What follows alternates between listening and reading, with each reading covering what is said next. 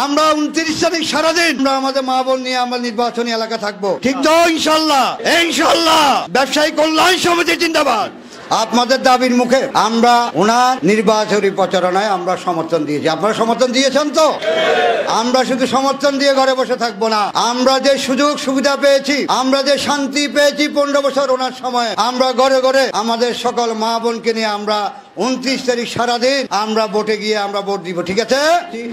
তিনি আমাদের প্রধান উপদেষ্টা, বারবার নির্বাচিত উপজেলা চেয়ারম্যান জনাব দিদারুল কবির রতন সাহেব। পাশে আমাদের উপস্থিত আছেন আমাদের সকলের মুরব্বী 4 নং রাম নম্বর ইউনিয়নের চেয়ারম্যান, আওয়ামী লীগের সম্মানিত সভাপতি, পাশাপাশি আমাদের ব্যবসায়ী সমিতি উপদেষ্টা ইসমাইল সাহেব এবং ডক্টর সিদ্দিক সাহেব, পাশাপাশি পৌরসভার প্যানেল মেয়র সহ মার্কেট কমিটির নেতৃবৃন্দ এবং ব্যবসায়ী সমিতির নেতৃবৃন্দ, সম্মানিত সাংবাদিক বন্ধুরা, আমার প্রিয় ব্যবসায়ীবৃন্দ, আসসালামু আলাইকুম রহমতুল্লাহ। আমাদের খেয়াল ছিল আমরা পুরা বাজারকে আমরা বন্ধ করে ওনাকে আমরা সম্বর্ধনা দিব, আমরা ওনার প্রচারণা করব। কিন্তু আমরা ওনার থেকে শিডিউল চেতে গিয়ে উনি বলেছেন প্রয়োজন নেই ব্যবসায়ীদেরকে কষ্ট দেওয়ার জন্য। ছোট্ট পরিসরে আমি ওদের সাথে দেখা করব বলেছেন বলেই আমরা শুধু রেডিসনসে আজকে আয়োজন করেছি। আমরা ওনার কথা বলে শেষ করা যাবে না। 15 বছরের ওনার সাথে ব্যবসায়ী সমিতির যে সম্পর্ক, ওনার থেকে যে আমরা যে সুযোগ সুবিধা ব্যবসায়ীদের জন্য নিয়েছি, সেটা আমরা বলে শেষ করা যাবে না।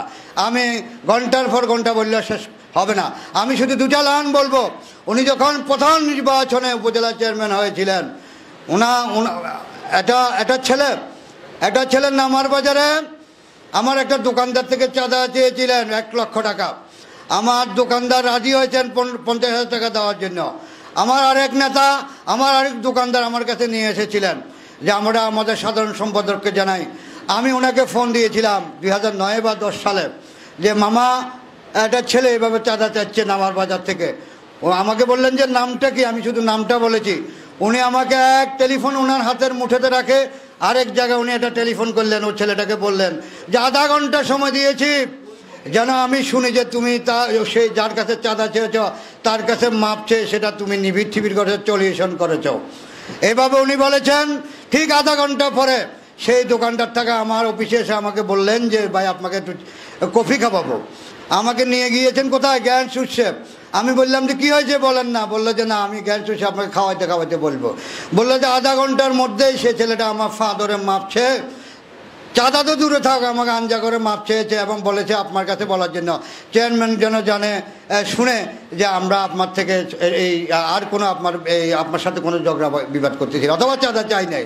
এইভাবে সেদিন উনি হুঙ্কার দিয়ে বাজারকে নিবিড় ঠিবির করেছেন বলেই এভাবে অসংখ্যবার উনি বাজারে বিভিন্ন সমস্যা নিয়ে যখন যেখানে আমরা বলেছি উনি ফোন করে দিয়েছেন। এবং আজকে ওনার কারণে বাজারে কোনো চকলেট চাঁদা হয়েছে বলেন? চাঁদা চকলেট হয়েছে? কোনো পাঞ্জাবি চাঁদা হয়েছে? কোনো মুদি দোকান থেকে বাকি নিয়ে চলে গেছে এরকম হয়েছে? কোনো স্বর্ণ দোকান থেকে স্বর্ণ বাকি নিয়ে দিবে না এরকম হয়েছে? হয় নাই। এটা কৃতিত্ব হয়েছে এই উপজেলা চেয়ারম্যান দিদারুল কবির রতনের কারণে। ওনার বিষয়ে কোনো রাজনীতি নাই, ওনার বিষয়ে কোনো দল নাই। আমরা ব্যবসায়ীরা ভিন্ন ধর্মের ভিন্ন রাজনীতি, বিভিন্ন লোক বিভিন্ন রাজনীতি করে থাকি, কিন্তু ওনার বিষয়ে কোনো রাজনীতি নাই, ঠিক আছে না?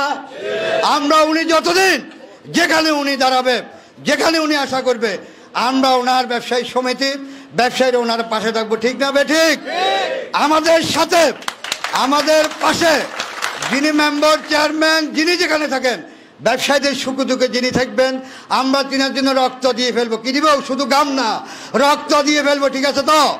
আমি বক্তব্য বাড়াবো না। গত উপজেলা নির্বাচনের সময় যখন ওনাদের আওয়ামী লীগের নমিনেশন দিচ্ছে, সেদিন আমি থানায় একটা সালিশে ছিলাম। সেদিন সেকেন্ড অফিস ছিল মনোয়ার সাহেব।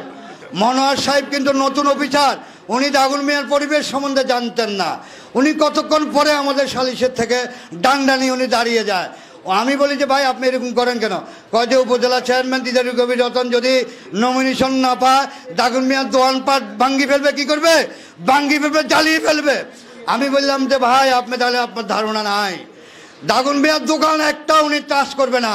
দোকানদাররা দোকানদারদের নিজের দোকান বন্ধ করে মাসখানেক বসে থাকবে ওনার নমিনেশন পাওয়া পর্যন্ত।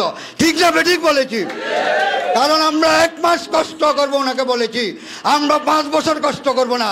ওনাকে নেতৃত্ব, ওনাকে উপজেলা চেয়ারম্যান করার জন্য আমরা দাগনভূঞাতে দোকান বন্ধ করে ওনার নমিনেশন পাওয়া পর্যন্ত আমি বলেছি বসে থাকবো। আমি ঠিক বলেছি না বেঠিক বলেছি? উনি 1 মাস পরে আমার বাসায় যখন দাওয়াত খেতে গিয়েছেন তখন উনি বলেছেন, ভাই আমি বুঝতে পেরেছি ব্যবসায়ীদের জন্য উনি এত করেছেন, যার কারণে ব্যবসায়ীরা দোকান বন্ধ করবে। আমি বিভিন্ন ব্যবসায়ীর সাথে কথা বলেছি। আমি আর বক্তব্য বাড়াবো না, সময় কম।